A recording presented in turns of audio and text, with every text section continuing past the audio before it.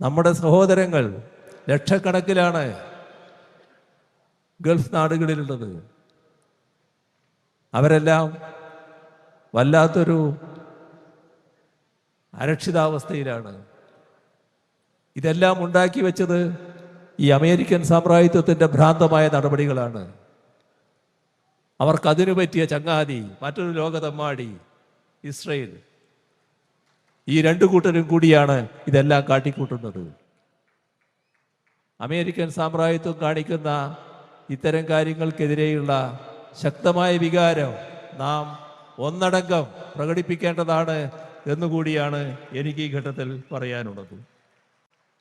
നമ്മുടെ നാടിൻ്റെ ഒരുമയുടെയും ജനങ്ങളുടെ ഐക്യത്തിൻ്റെയും നാം പ്രകടിപ്പിക്കുന്ന സാഹോദര്യ ബന്ധത്തിൻ്റെയും ഭാഗമായി നാടും ജനങ്ങളും എല്ലാം നൽകിയ പിന്തുണയുടെ ഭാഗമായാണ് ഈ ടൗൺഷിപ്പ് പൂർത്തിയാക്കാൻ നമുക്ക് കഴിഞ്ഞത്.